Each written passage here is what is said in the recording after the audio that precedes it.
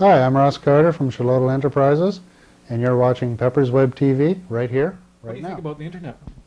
The internet, I think, is an absolutely amazing resource. I don't think our technology has ever been at the point where it is now. And the thing that always amazes me about the internet, as I was mentioning earlier, is that right now any person on this planet can have literally access to every piece of knowledge ever known to man. But doesn't it also make you think that you have a voice to the world now? For example, what we're going to do right here, we're going to say our piece and then we're going to broadcast it. So, you know, as little guys now, we can compete with the big guys. You know, the foxes. I think that just makes the playing ground a little more level. Yeah. To use an example, it used to be in this country, even up to 10 years ago, if you weren't with a record company, you weren't going to get played, you weren't going to get heard. But now there's a whole industry that seems to revolve around the independent artists. Okay. I don't agree with this statement, but maybe some people would say, okay, the fact that now, okay, we got this new media, everybody gets exposure, and then really nobody actually shares it. Like for example, like, you know, there's just a glut of people on the web now. What's to make you stand out? Because everybody's got that power. It's not that as unique. Yeah, and that's what makes the playing ground more level. Okay, I think the internet, I think it's a great thing.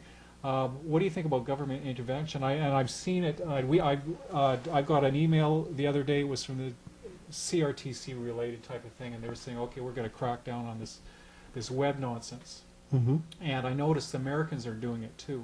Do you think it'll be shut off, and this whole venue, this whole outline, like the common man has, will be cut off, and it'll only be CBS will buy into it, and that's it, and that's the only person that gets played?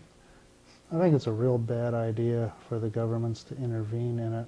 I can understand that there are some things going on the internet that shouldn't be, some really important things, like kiddie porn and stuff, which maybe those kind of things the government might want to look at. But something like this, I think, is basically, it's serving a function for the people who want to have access to what it's doing, and I think they should just leave it alone.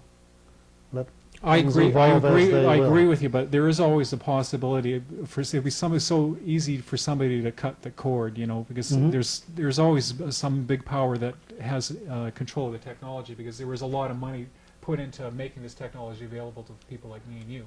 Yeah, that's right. And when you remember too that the origins of the internet go back to the Secret Service in the U.S. If that's where it starts, ultimately that's where it can end up. Yeah.